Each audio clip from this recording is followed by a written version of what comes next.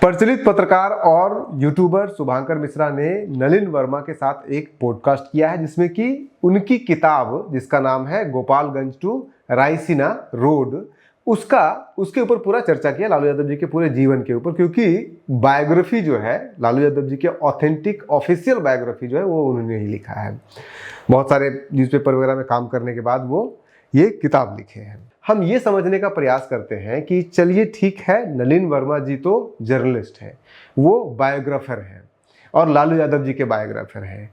Biography में कोई भी पत्रकार, कोई भी व्यक्ति अपने मन से बहुत ज़्यादा कुछ नहीं लिखता, अपने मन से कुछ नहीं लिखता है। ज़्यादातर वो ऐसे ही व्यक्ति को चुना जाता है जो उनके फेवर में, जो उनके कंट्रोवर्शियल लाइफ के या जो भी कुछ वो नहीं चाहता है व्यक्ति जिसकी बायोग्राफी लिखा जा रहा है उसको वो नहीं लिखे या सवाल कोई खड़ा नहीं करे। तो नलिन वर्मा बहुत करीबी थे इनके लालू यादव जी के समय में ही। उसके बाद 2005 में जब नीतीश कुमार की सरकार आई तो ये साइडलाइन हो गए। फिर उसके बाद ये चले गए पंजाब में जाकर नौकरी कर रहे थे और ये लवली प्रोफेशनल यूनिवर्सिटी में पढ़ाते थे और ये उन्होंने खुद सारा पॉडकास्ट में बताया भी है। और फिर हो सकता है कि अगर आगे चल के आरजेडी की सरकार आए तो फिर से ये वापस जो है और लाइमलाइट में आए भी। तो उनका तो समझ में आता है कि वो तो लालू यादव जी के बारे में अच्छी बातें ही बोलेंगे, कोई बुरी बात, कोई कंट्रोवर्शियल बात या कोई भी जो उनके फेवर में नहीं जाता हो ये तो बात बोलेंगे नहीं वो, या जो भी बोलने का परमिशन नहीं हो लालू यादव और लालू फैमिली की तरफ से वो बात तो बोलेंगे नहीं, और वो तो समझ में आता है। लेकिन शुभांकर मिश्रा जी का क्या समझ में आता है? शुभांकर मिश्रा जी तो जर्नलिस्ट है और पत्रकार का काम सिर्फ ये तो होता नहीं है कि आप 10 सवाल बनाए और 10 सवाल जाके पूछ लिए, जवाब में जो भी मिला उसको एक्सेप्ट कर लिए, क्योंकि पत्रकारों का तो काम होता है आप काउंटर सवाल कीजिए। अगर कोई फैक्चुअली एरर है, सामने वाला जिसका आप पॉडकास्ट ले रहे हैं, इंटरव्यू ले रहे हैं, अगर उसका कोई फैक्चुअल एरर है तो आपको उसमें काउंटर सवाल करना चाहिए। और फैक्चुअल एरर ढूंढने की पूरी जिम्मेदारी उस जर्नलिस्ट के अंदर होती है कि आपने वो किताब पूरा पढ़ा है जो गोपालगंज टू रायसीना उन्होंने लिखा था। पहला सवाल। दूसरा सवाल, क्या लालू यादव जी के ऊपर और भी किताबें लिखी है? सुशील मोदी ने भी अपनी किताब में उनका जिक्र किया है। तो क्या इन सब का अध्ययन करने के बाद गए हैं या सिर्फ जो सीक्वेंस ऑफ इवेंट है लालू यादव जी के जीवन का वो आपने स्टडी किया है? अगर स्टडी करते तो इतना छिछड़ा सा पॉडकास्ट नहीं होता। वो जो लालू यादव जी का बारे में जो उन्होंने लुआ बोला है वो छोड़ दीजिए अभी। उदाहरण के लिए शुरू से ही चलते हैं। जब इंटरव्यू शुरू होता है तो स्टार्ट में यही होता है कि लालू यादव जी लालू यादव कैसे बने, कैसे वो इमर्ज किए as Lalu Yadav as a leader. उसमें नलिन वर्मा जी कहते हैं, उनको जवाब में बताते हैं कि लालू यादव जी कभी कोई इलेक्शन हारे नहीं और किसी न अपने अरेस्टिंग से पहले तक किसी न किसी हाउस का वो हमेशा मेंबर रहे। सबसे बड़ा झूठ है ये। यहाँ पे तो बहुत एक छोटा सा सिंपल सा रिसर्च है। आप सारे जब वो इलेक्शन लड़े उसको देख लेते एक बार, कम से कम कब वो इलेक्शन लड़े, किससे लड़े, कितना से जीते, कितना से हारे, ये तो देख लेते। क्या वो बिना सदन में रहे, किसी भी बिना सदन के रहे हैं वो? उदाहरण के लिए 1980 का जब चुनाव हुआ था, लोकसभा का चुनाव हुआ, तो क्या वो हारे नहीं थे? वो बात और है कि 80 के चुनाव में लोकसभा में हार गए थे, लेकिन फिर कुछ ही समय के बाद विधानसभा का बिहार का चुनाव हुआ तो वो उसमें जीत गए थे, लेकिन बिना किसी सदन के रहे हुए भी तो रहे हैं। उसके बाद फिर 1999 का चुनाव, लालू यादव जब 1997 में रिजाइन दे देते हैं मुख्यमंत्री के पद से, उसके बाद 1998 में चुनाव लड़ते हैं, जीतते हैं। लेकिन 1999 में चुनाव मधेपुरा से किससे हारते हैं? मधेपुरा से वो शरद यादव से चुनाव हार जाते हैं।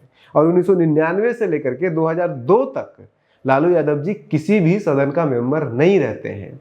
ये बहुत सिंपल सा फैक्ट था। शुभांकर मिश्रा को ये काउंटर करना चाहिए था, लेकिन जब कुछ पढ़ के आएंगे, कुछ जान के आएंगे तब तो काउंटर करेंगे। वहां तो पहले से ही मोबाइल में लिस्टेड सवाल रखा हुआ है, वो सवाल बस पूछ देना है, उसका जवाब जो मिला वो उठा करके ले आना है। उसके बाद फिर जब 1999, और वो भी 2002 में कब ये बने हैं? जब गोधरा में घटना घटती है और उसके बाद फिर रियलाइज होता है कि नहीं, अभी लालू यादव को वहां पे रहने की जरूरत है। तो उसके बाद फिर 2002 में इनको राज्यसभा भेजा जाता है। फिर उसका 2004 का चुनाव जीतते हैं, लड़ते हैं, दो जगह से जीतते हैं। आपके छपरा से, सारण से भी जीत जाते हैं। उसके बाद जाकर के जो है वो वहाँ से भी जीत जाते हैं, मधेपुरा से भी जीत जाते हैं। तो फिर वो कारवां चलते रहता है। उसके बाद फिर तो वो कन्विक्टेड ही हो जाते हैं 2014 के चुनाव के बाद। 2009 में भी वो जीत जाते हैं। लेकिन ये दो जो पीरियड है, जो कह रहे हैं एक भी दिन, नलिन वर्मा कह रहे हैं एक भी दिन बिना किसी हाउस के मेंबर रहे ही नहीं, ऐसा नहीं है। साफ साफ आपको दिख रहा है। आप सिर्फ गूगल कर लीजिए ना, लालू यादव जी का बस हिस्ट्री देख लीजिए, कब से कब तक वो क्या क्या रहे हैं। तो ये सबसे बड़ा झूठ उनके लाइफ में, जो आप लोग को उस पॉडकास्ट में बताया गया, जिसपे कि शुभांकर मिश्रा ने एक काउंटर तक नहीं किया। दूसरा सबसे बड़ा जो सवाल, जो पूरे पॉडकास्ट का सबसे बड़ा रिवीलिंग पार्ट मेरे लिए और शायद आपके लिए भी हो, कि एक व्यक्ति जॉर्ज फर्नांडिस, जिसको लालू यादव कभी माफ नहीं करेंगे, या पूरे फॉर्डर स्कीम या लालू यादव की बर्बादी, लालू यादव की बदनामी का पूरा जो है वो चक्रव्यूह रचना करने वाले थे, वो जॉर्ज साहब थे। ये नलिन वर्मा का टेक है और उनका ये कहना था। ये हो सकता है, इसमें हम इनकार नहीं कर रहे हैं, क्योंकि हमें उसकी जानकारी नहीं है।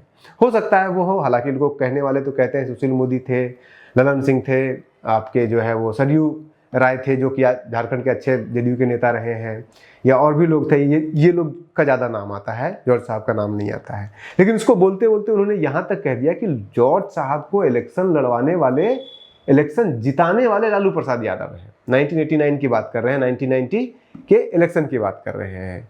तो 1989-1990 में इलेक्शन की जब वो बात कर रहे हैं, तो उनको इतना सा भी काउंटर नहीं कर सकते हैं शुभांकर मिश्रा, कि जब लालू यादव ने राजनीति में पैर नहीं रखा था, तब जॉर्ज फर्नांडिस 1967 में साउथ मुंबई से जाकर के वहां से इलेक्शन लड़ते हैं, लोकसभा के इलेक्शन लड़ते हैं, जीतते हैं। और जीतते भी किससे हैं, हराते किसको हैं? कांग्रेस के दबंग सांसद, लगातार 3 बार सांसद रह चुके, उस समय सिटिंग रेलवे मिनिस्टर थे वो, जो इनको उन्होंने हराया था उस समय पे, सदाशिव कनोजी पाटिल को, वो रेलवे मिनिस्टर थे और उनको हराया था। और उसके बाद ही जॉर्ज फर्नांडिस का नाम जॉर्ज द गाइंट किलर, उनको नाम ही पड़ गया था, हर कोई कहने लगा था, और वो बड़ा लीडर बन गए थे। जिस जॉर्ज फर्नांडिस को मतलब कहा जाता था कि वो अगर एक हाथ उठा देते थे तो देश का चक्का जाम हो जाता था, सड़क जाम हो जाती थी, उसको लालू यादव जिताएंगे। और 67 में कौन सा लालू यादव जाके जिता दिए थे।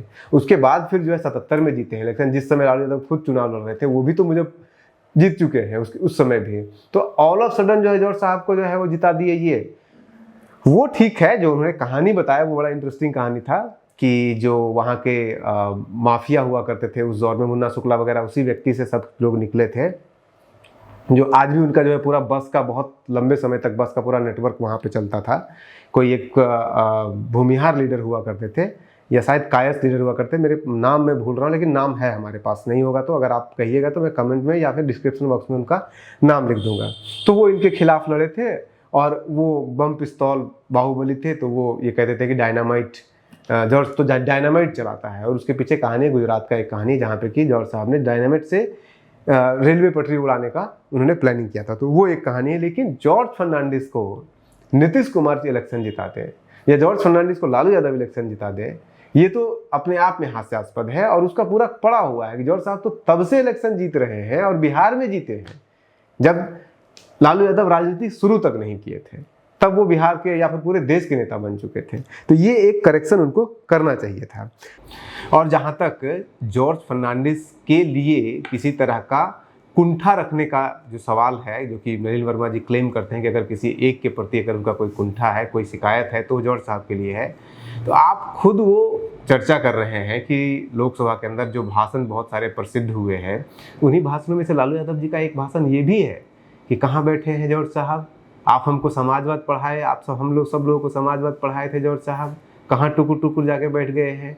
तो वो व्यक्ति लालू यादव अंतिम समय तक जॉर्ज फर्नांडिस का जो है वो करते रहे हैं, इज्जत करते रहे हैं।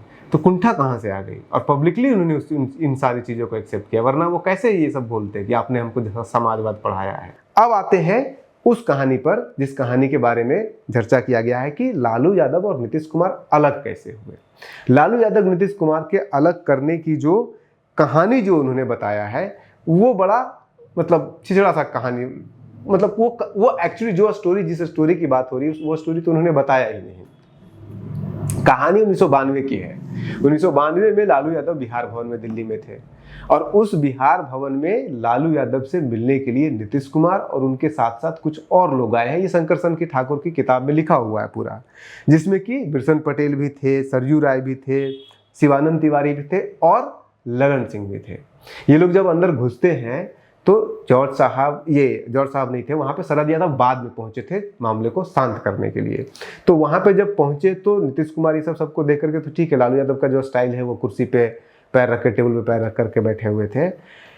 जैसे ही लालू यादव जी ने ललन सिंह को देखा तो उनको सीधे बोल दिया कि तुम तो आया है ठीक है, इसको क्यों लाया है, यानी कि ललन सिंह को क्यों लाया है। उसके ऊपर भड़क गए ललन सिंह, और वहां पे जो बिहार में गाली, माँ बहन की गाली होती है दोनों के बीच में, दोनों तरफ से हुआ है। ललन सिंह ने भी गाली गलौज किया है, लालू यादव ने भी गाली गलौज किया है। गार्ड को बुलाया गया, बोला कि इन लोग को बाहर करो, और फिर वहां से सब लोग बाहर निकलते हैं। हेगड़े जो अभी भी राज्यसभा के मेंबर हुआ करते थे, हेगड़े सर यहाँ पे उस समय बाहर ही बैठे हुए थे टेबल पे। वो आवाज सारा सुने हैं, चश्मदीद गवाह जो थे वो वही थे, आवाज सारा अंदर पूरा गाली गलौज का आवाज आ रहा था। वो बाहर निकले और फिर वो बोले कि चलो, जॉर्ज साहब इनको नीतीश कुमार ने चलो, और वो ऐसे बोलते हुए निकले कि अब रहना संभव नहीं है इनके साथ। और वहीं से नीतीश कुमार ने धीरे धीरे अपना रास्ता अलग करना शुरू कर दिया था। तो ये कहानी बतानी चाहिए थी उनको, नहीं तो इस पूरे उसमें, हालांकि ये सब कुछ का जड़ वही है जो नलिन वर्मा ने एक्सेप्ट भी किया कि लालू यादव मुख्यमंत्री बनने के बाद एरोगेंट हो गए थे, वो किसी को कुछ बुझ ही नहीं रहे थे। उसी तरह से जो उनका कंट्रोवर्सी कागज में फंसने वाला जो कहानी है, वो भी वही कहानी है कि वो कागज को कुछ मानते ही नहीं थे, वो सिर्फ जो है पॉपुलिस्ट पॉलिटिक्स करते थे, तो मुख्यमंत्री तो इसलिए बने नहीं थे आप। तो वो एक लाइफ है। एक आखिरी पॉइंट जहाँ पे शुभांकर मिश्रा जी को काउंटर सवाल करना चाहिए था, वो ये था जब ये नलिन वर्मा ने ये बताया कि जेपी से मिलने के लिए लालू यादव तब गए जब वो प्रेसिडेंट बन गए थे। उसके बाद उन्होंने शेयर ये भी किया कि 200 रुपये उन्होंने दिया था उनको, वो सब चीज़। तब बहुत प्रभावित हुए जब जाके जेपी से मिले अध्यक्ष, पटना यूनिवर्सिटी का अध्यक्ष बनने के बाद।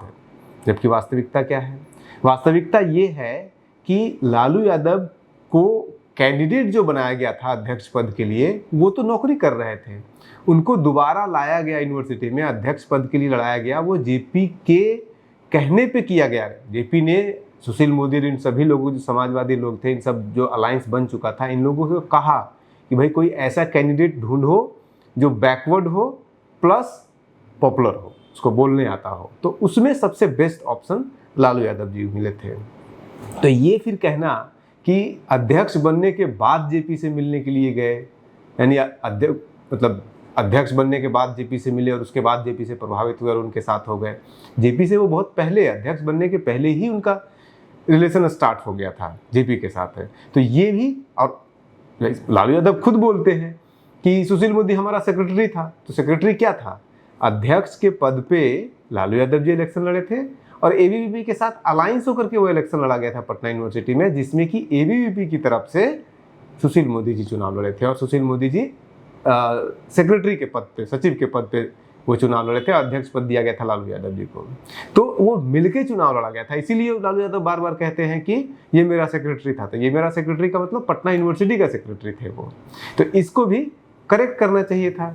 इसी तरह से शुभांकर मिश्रा को वो सवाल भी पूछना चाहिए। हालांकि उसमें सच्चाई क्या है, नहीं सच्चाई है, एक जर्नलिस्ट नहीं तय करता है, लेकिन ये सवाल तो पूछा जाना चाहिए था वहाँ पे कि उस मामले पे क्या आपकी लालू यादव जी से बात हुई, जब ये आरोप लगाया जाता है लालू यादव जी के ऊपर कि उन्होंने कर्पूरी ठाकुर जी को गाड़ी नहीं दिया था, ये कह के पेट्रोल नहीं है गाड़ी के अंदर, डीजल नहीं है गाड़ी के अंदर।